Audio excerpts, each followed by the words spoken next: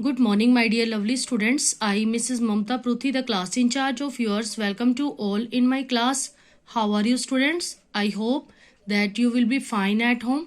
Before starting work, a good thought for you. उस परमात्मा का साथ कभी न छोड़ो जो कभी आपका साथ नहीं छोड़ता. Now let us start our Hindi grammar work. In today class, we will discuss lesson number 14 of Hindi grammar. Topic is संज्ञा. Let's start. संज्ञा क्या है? संज्ञा का अर्थ नाम या पहचान है. आप देखते हैं कि दुनिया में कोई भी चीज है उसका नाम अवश्य ही होता है, क्योंकि नाम से ही हम किसी चीज की पहचान करते हैं, नाम से ही हम एक दूसरे को पहचानते हैं. तो संज्ञा क्या है? नाम या पहचान है. जैसे विजय घर जा रहा है. अब इसमें किसी व्यक्ति का नाम है विजय, तो नाम से हम पहचान कर रहे हैं कि कौन घर जा रहा है? विजय घर जा रहा है.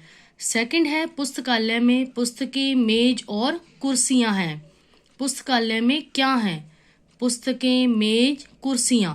तो पुस्तकें, मेज और कुर्सियां क्या हैं? वस्तु के नाम हैं.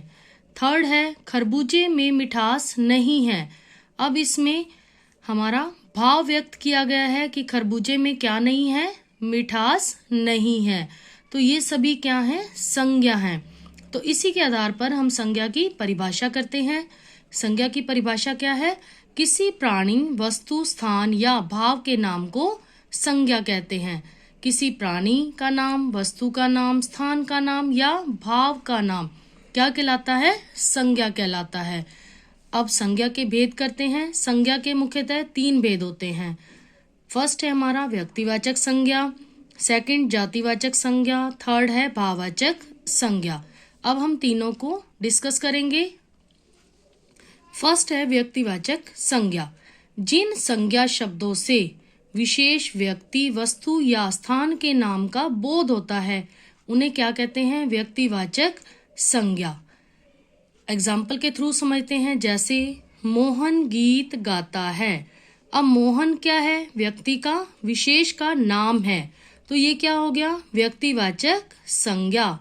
नेक्स्ट है बनारस धार्मिक स्थान है. बनारस क्या है? स्थान का नाम है, तो किसी विशेष स्थान का नाम है, तो इसलिए ये क्या है? व्यक्तिवाचक संज्ञा है. थर्ड है मीना मुंबई रहती है. अब मीना विशेष व्यक्ति का नाम है, तो मीना क्या है? व्यक्तिवाचक संज्ञा.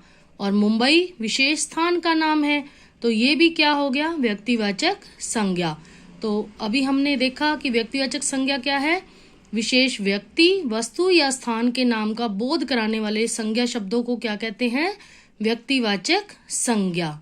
सेकंड है हमारा जातिवाचक संज्ञा. जिन संज्ञा शब्दों से किसी वर्ग या जाति का बोध हो उन्हें जातिवाचक संज्ञा कहते हैं. जैसे कुत्ता दौड़ रहा है. यहाँ पर कुत्ते विशेष का नाम नहीं दिया हुआ, उसकी जाति का बोध हो रहा है, तो कुत्ता क्या है? जातिवाचक संज्ञा है. इसी तरह नेक्स्ट है पुस्तकें बस्ते में है. पुस्तक, कौन सी पुस्तक? विशेष पुस्तक का नाम नहीं है, तो पुस्तकें जो हैं पुस्तक की जाति का बोध करवा रही हैं, इसलिए पुस्तकें क्या हैं? जातिवाचक संज्ञा है. नेक्स्ट है इस कक्षा में 40 विद्यार्थी पढ़ते हैं. विद्यार्थी क्या है? यहाँ पर विद्यार्थी विशेष का नाम दिया होगा तो वो व्यक्तिवाचक संज्ञा है, अदरवाइज विद्यार्थी क्या है? यहाँ पर जातिवाचक संज्ञा है. नेक्स्ट है बच्चे मैदान में खेल रहे हैं. अब बच्चे विशेष का नाम नहीं दिया हुआ, तो ये जाति का बोध करवा रहे हैं, तो ये क्या है? बच्चे जातिवाचक संज्ञा है. तो वर्ग या जाति का बोध कराने वाले संज्ञा शब्दों को हम क्या कहते हैं? जातिवाचक संज्ञा. थर्ड है भाववाचक संज्ञा. जिन संज्ञा शब्दों से किसी गुण, दोष और अवस्था का बोध होता है उन्हें भाववाचक संज्ञा कहते हैं. जैसे बचपन में सभी खेलते हैं. बचपन क्या है? अवस्था है, तो अवस्था का बोध करवा रहा है बचपन, तो बचपन क्या हो गया? भाववाचक संज्ञा. नेक्स्ट है चीनी में मिठास होती है. चीनी का गुण बताया गया है कि चीनी में क्या होती है? मिठास होती है, तो मिठास क्या हो गया? भाववाचक संज्ञा. इसी तरह नेक्स्ट है मुझे सबसे मित्रता करना अच्छा लगता है. मित्रता क्या है? इसमें भाववाचक संज्ञा. नेक्स्ट है हमें अपने अध्यापकों का सम्मान करना चाहिए। अध्यापकों का सम्मान करना चाहिए, तो सम्मान क्या है इसमें? भाववाचक संज्ञा। तो जो संज्ञा शब्द किसी गुण, दोष या अवस्था का बोध करवाते हैं उन्हें हम क्या कहते हैं? भाववाचक संज्ञा कहते हैं। अब इंग्लिश ग्रामर के अकॉर्डिंग हमारी संज्ञा के दो भेद और होते हैं। कौन से हैं वो दो भेद? एक है समुदायवाचक संज्ञा और दूसरा है द्रव्यवाचक संज्ञा। समुदायवाचक संज्ञा क्या होता है? जिन संज्ञा शब्दों से किसी समुदाय या समूह का बोध हो से हम क्या कहते हैं? समुदायवाचक संज्ञा कहते हैं। अब क्योंकि ये संज्ञा शब्द समूह का बोध करवाते हैं इसलिए इन्हें हम क्या कहते हैं? समूहवाचक संज्ञा भी कहते हैं। जैसे सेना, सिपाहियों की सेना, सिपाहियों के समूह को क्या कहेंगे? सेना। कक्षा, बच्चों के समूह, जब कक्षा में क्या होते हैं? बच्चे होते हैं, बच्चों का समूह होता है कक्षा। झुंड, जैसे जानवरों का झुंड। तो ये समूह का बोध करवाते हैं या समुदाय का बोध करवाते हैं, तो ये क्या है? समुदायवाचक संज्ञा है। नेक्स्ट है द्रव्यवाचक संज्ञा। किसी पदार्थ या द्रव्य का बोध कराने वाले शब्द क्या कहलाते हैं?